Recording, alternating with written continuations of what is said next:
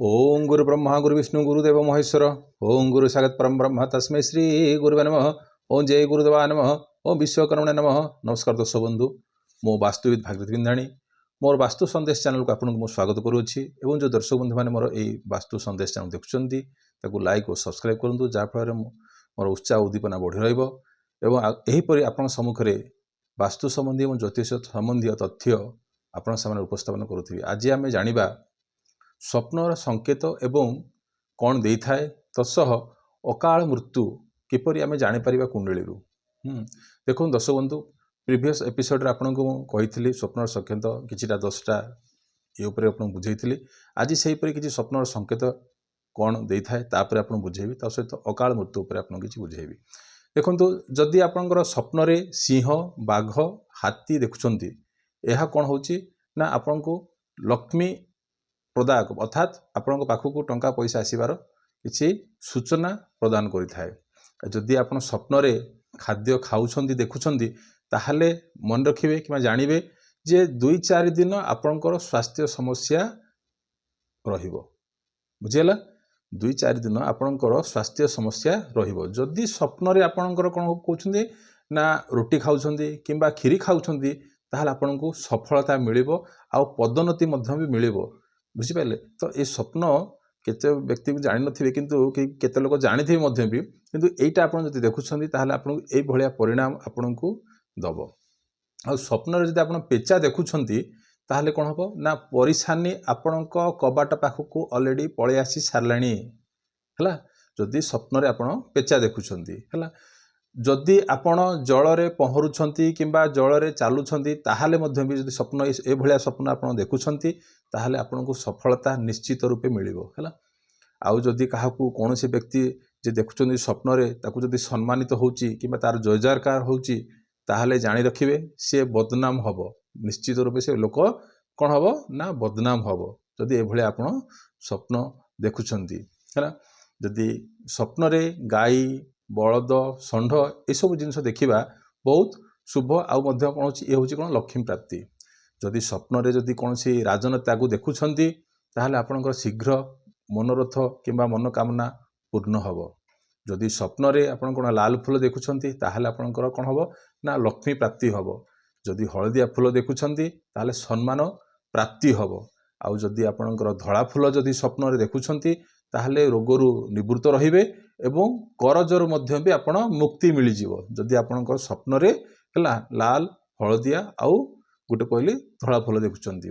जदि स्वप्न रे आपण कोनोसी पिला को जदि माने तार कोन होची ना चुट्टी माने जो तार जो मुंड चुट्टी माने ताकू लंडा करा जाउची ताहले सेटा मध्य भी बहुत भलो हला। जदि स्वप्न रे कार्यालय किंबा ऑफिस फॉफिस वगैरह सब जिनस देखुंती ताहले आपणकर कोन हबो ना मनोरथ पूर्ण हब, मनोकामना पूर्ण हब। आ जदि स्वप्न रे कुकुर तापरे बिल्ली ये सब जिनस देखुंती ताहले बहुत भलो हला। किंतु कामुड़ुछंती जदि एमाने जदि आपन को कामुड़ुछंती ताहले जानिबे एटा होची कोन जे आपन को परेशानी रो सूचक हला। जदि स्वप्न रे के काकू अपमानित करिबा ए सब जिनस जदि देखुंती ताहले आपन को जदि के स्वप्न रे के अपमानित होउची हला, जदि के जानूची देखुंती ताहले मध्ये यह ठीक नुहे हला। जदि स्वप्न रे जदि आपण उड़ुछंती हला ताहले अहंकार आउ व्यक्तिर कौन बेसिकाली कौन थाए ना अहंकार थाए आउ लोक संतुष्टि नाही। से व्यक्ति जनक कौन ना संतुष्टि ना। जदि ए भलिया आपणकर स्वप्न रे जदि आपणकर उड़ुछंती किंबा आपणकर स्वप्न रे हनुमान को जो भलिया चित आपण जदि उड़ुछंती देखुछंती स्वप्न रे ताहले एटा आपण कौन ना आपणकर अहंकार बुद्धि होची आउ लोक आपणक प्रति संतुष्ट नाहंती हला। एटा होची स्वप्नर संकेत माध्यम आपन को मु किछि विवरणी देली। तो कहिथली कौन ना अकाल मृत्यु। अकाल मृत्यु केमिति जानिबा देखंतु ना अष्टम भाव रे कुंडली रो जन्म कुंडली रे जो रहिछि अष्टम भाव रे हला पाप ग्रह थिबो हला। शनि राहु केतु एरा होछि कोन ना एरा होछि कोन ना पाप ग्रह हला। यदि पाप ग्रह थिबो तत्सह अष्टम भावर स्वामी सपोज माने नियंतु अष्टम भावर स्वामी किम जानिबा। सपोज अष्टम घरे लेखाइछि 8 लेखाइछि बुझि पारले। सप्तम घर केते लेखाइछि 8 अंक लेखाइछि। 8 रो स्वामी किए 8 रो स्वामी किए ना मंगल हला। यदि मंगल लग्न रे अर्थात लग्न रे बसिछि हला ଯଦି ମଙ୍ଗଳ ଲଗ୍ନରେ ବସିଛି ହେଲା ତାହେଲେ ସେ ବ୍ୟକ୍ତିକୁ କ'ଣ ହେବ ନା ଅକାଳ ମୃତ୍ୟୁ ହେବ ହେଲା। ସେଥିପାଇଁ ଏଇଟା ତ ଆପଣଙ୍କୁ ବୁଝେଇଲି ଅକାଳ ମୃତ୍ୟୁର ଆପଣଙ୍କର କେମିତି ହୁଏ, ତାପରେ ଆପଣଙ୍କୁ ବୁଝେଇଲି ତାର ୟାଠାରୁ ଆପଣ କେମିତି ନିବୃତ୍ତ ରହିପାରିବେ ହେଲା। ଯଦି ଆପଣ ନିଜେ ଜାଣିପାରିଲେ ଯେ ଅଷ୍ଟମର ସ୍ୱାମୀ ହେଲା ଯେଉଁ ଗ୍ରହ ଥାଉଛି ନା କାହିଁକି ଯଦି ପାପ ଗ୍ରହ ହେଇଥିବ ସିଏ ଯଦି ଆସିକିରି ଲଗ୍ନରେ ବସୁଛି ତାହେଲେ ବ୍ୟକ୍ତିଙ୍କୁ କ'ଣ ହେବ ନା ଅକାଳ ମୃତ୍ୟୁ ହେବ।